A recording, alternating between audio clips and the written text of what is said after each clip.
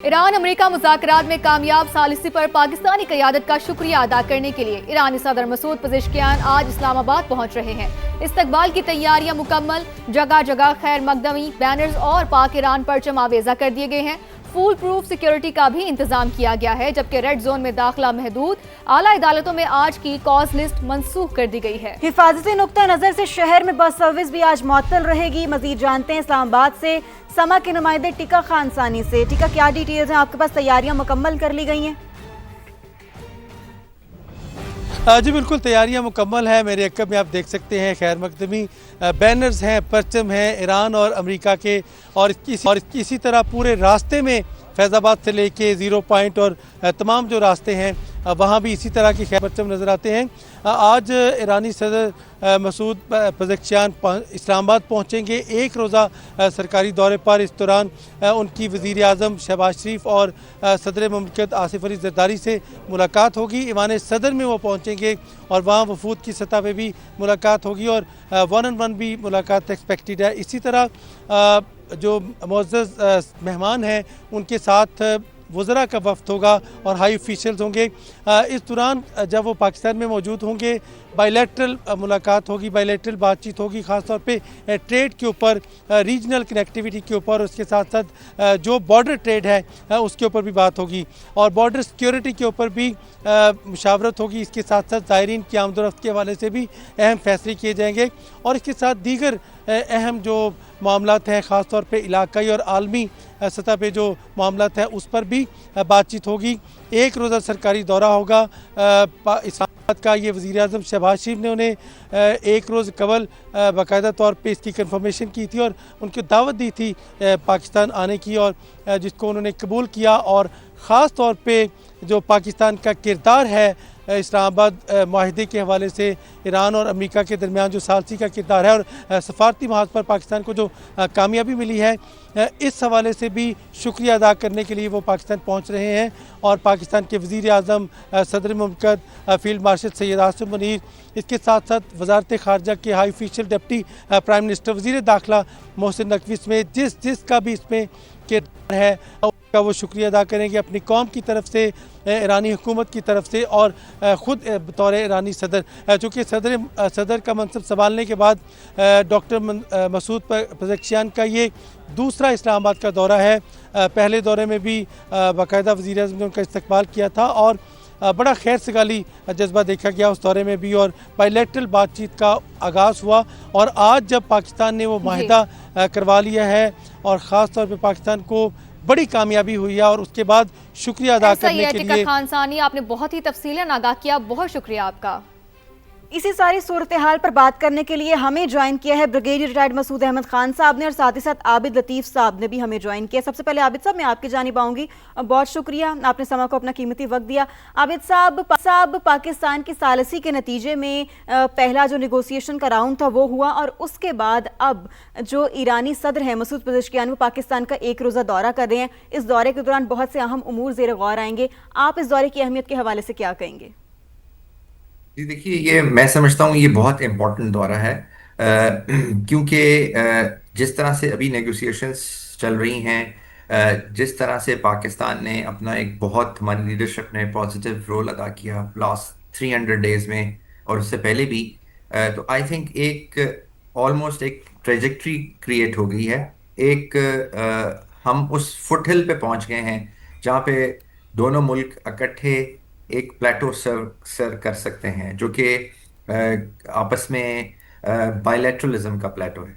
तो अब मुझे वो अनफोल्ड होता हुआ नज़र आ रहा है, क्योंकि इसके अंदर देखें जो मैं समझता हूँ जो डिस्कशंस होंगी उसके अंदर डेफिनेटली जो ईरान और यूएसए का मामला है वो भी डिस्कस होगा, लेकिन उसके साथ साथ जो पाकिस्तान ईरान का बॉर्डर है उसकी जो बॉर्डर मैनेजमेंट है और जो बॉर्डर मैनेजमेंट मैकेनिज्म है उस पर ज़रूर बात होगी।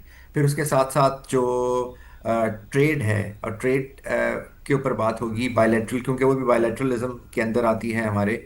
और फिर जो कनेक्टिविटी है ओवरऑल, क्योंकि जब आपका रीजन स्टेबलाइज हो जाता है, जब ईरान इस नेगोशिएशंस के बाद ईरान के ऊपर से ट्रेड और सैंक्शंस ख़त्म हो जाती हैं इंशाल्लाह, तो उसके साथ फिर ये होगा कि आप एक बहुत इकनॉमिक कॉरिडोर ऑटोमेटिकली ये जो रीजन है ये बन जाता है, जिसमें पाकिस्तान, ईरान और उसके साथ सेंट्रल एशिया, वेस्ट एशिया, और पाकिस्तान इसमें पिवट स्टेट है। वो पिवट स्टेट है जो इन सारे रीजन्स को इकट्ठा करता है। और इसी का अगर आप देखें तो जो तरमिज में अभी 3 हफ्ते 4 हफ्ते पहले जो एक 120 130 मुल्कों के डेलीगेट्स इकट्ठे हुए थे, वहां पे भी यही बात हुई थी कि जो कनेक्टिविटी है वो फ्यूचर है इस रीजन का। वो यूरो एशियन जो लैंड ब्रिज है वो बनने को जा रहा है, और वो जो यूरो एशियन लैंड ब्रिज है इसमें जो ब्रिज है वो पाकिस्तान और ईरान है। तो आई थिंक इस कॉन्टेक्स्ट में अगर आप देखें, एनर्जी के ऊपर कॉपरेशन, ऑयल एंड गैस के ऊपर कॉपरेशन, इंडस्ट्री, क्योंकि ईरान जो है वो एक मोनोलिथिक इकोनॉमी नहीं है, वो खाली ऑयल बेस्ड इकोनॉमी नहीं है, वहाँ पे इंडस्ट्री भी है, ऐसा एग्रीकल्चर ही भी है। है, और बहुत सारी चीजें हैं, सर्विसेज की भी चीजें हैं। सो आई थिंक ये उस कॉन्टेक्स्ट में बहुत इंपॉर्टेंट है। और ऑलरेडी इसकी हिस्ट्री भी है, आपको पता है आरसीडी एग्जिस्ट करती है ऐसा ही जो आबिद लतीफ साहब, आपने बिल्कुल दुरुस्त फरमाया कि पाकिस्तान एक ब्रिज के तौर पर काम कर रहा है। आप हमारे साथ ही रहेगा। मसूद साहब, आप इस दौरे को किस तरह से देख रहे हैं, इसकी अहमियत को किस तरह से देख रहे हैं? दूसरा ये कि ईरान पर पाबंदियों में नरमी भी हो रही है, तो इस सूरत में पाकिस्तान के लिए खुसूसी तौर पर माशी फवाइद क्या हो सकते हैं? जी हाँ, देखें, this is an extra ordinary visit है और this is the second visit है इनका। लास्ट ईयर ये अगस्त में भी आए थे और फिर अभी ये विजिट हो रहा है। और स्पेशली जब ये लास्ट ईयर आए थे, जब जून की लड़ाई हुई थी, उसके बाद पाकिस्तान आए थे और उस वक्त भी पाकिस्तान ईरान के साथ खड़ा था। और फिर हमने देखा उनके मजलिस में तशक्कुर पाकिस्तान की बातें हुई। और इस दफा भी जब पाकिस्तान का बहुत बड़ा एक कलीदी किरदार रहा थ्रू आउट, उसमें उनका आने का बुनियादी मकसद है पाकिस्तान का शुक्रिया अदा करना और पाकिस्तान को अप्रिशिएट करना, पाकिस्तान की उस सिंसेरिटी को, पाकिस्तान का जो ट्रस्ट था और पाकिस्तान की डिप्लोमेटिक क्रेडिबिलिटी को उन्होंने एक्नॉलेज करने के लिए आ रहे हैं। जब पाकिस्तान हमने एक प्लेटफॉर्म प्रोवाइड किया, जब दुनिया तबाही के दाने पर खड़ी थी, तो इट वाज पाकिस्तान जो स्टूड आउट और उन्होंने जाके ये फैसिलिटेशन करवाया। सेकंड इंपॉर्टेंट चीज होगी इस पूरे विजिट के दौरान, पाकिस्तान डिस्कस करेगा the implementation of MOU। Pakistan क्योंकि चाहेगा कि ये सिलसिला आगे चले और इसमें ख्वाहिश यही होगी कि ईरान प्रोवोक फ्यूचर में ना हो, क्योंकि इसमें बहुत सारे स्पॉयलर्स भी हैं, डिस्ट्रैक्टर्स भी हैं। उनकी कोशिश होगी कि किसी भी तरीके से सिस्टम को डीरेल करे।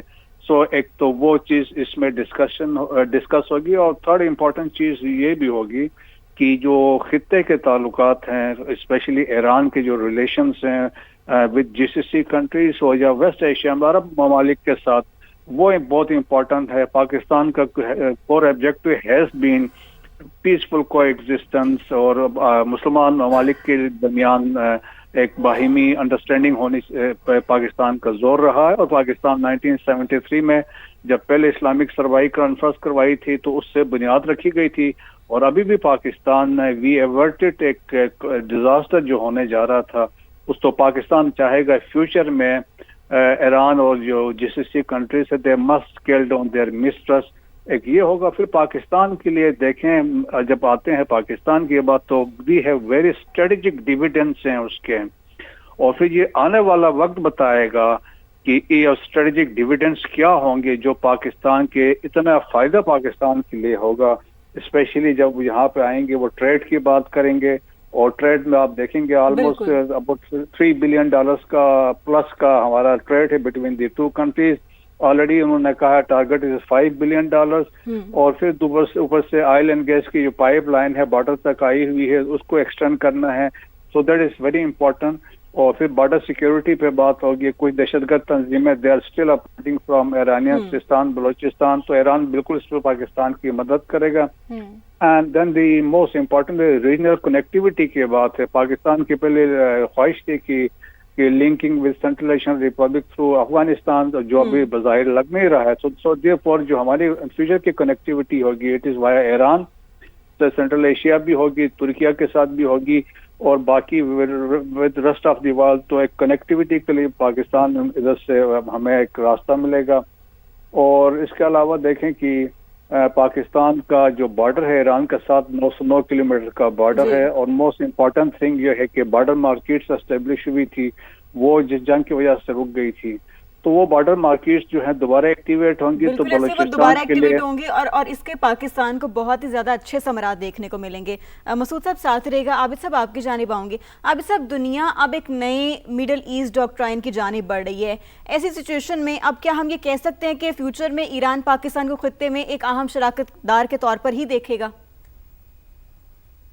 जी बिल्कुल। देखिए, जब ये स्ट्रेटेजिक रीसेट हो गया है और इस रीसेट के अंदर जो दो मुल्क हैं जो इस पूरे रीजन में जो कि एक तरह से आपको नजर आता है कि जिन्होंने जो अब इसको यहाँ के जो लैंडस्केप है उसको डोमिनेट करते हैं, स्ट्रेटेजिक लैंडस्केप को, तो वो ईरान और पाकिस्तान है। देखें, अगर आप मार्का हक देखें तो मार्का हक के अंदर पाकिस्तान ने पहली दफ़ा जहां बहुत सारी चीज़ों को डेमोन्स्ट्रेट किया, जहां हमने अपनी रैशनैलिटी डेमोन्स्ट्रेट की, पाकिस्तान ने एज अ रिस्पॉन्सिबल स्टेट अपने आप को एज अ पूरी कम्युनिटी ऑफ नेशंस के सामने पेश किया।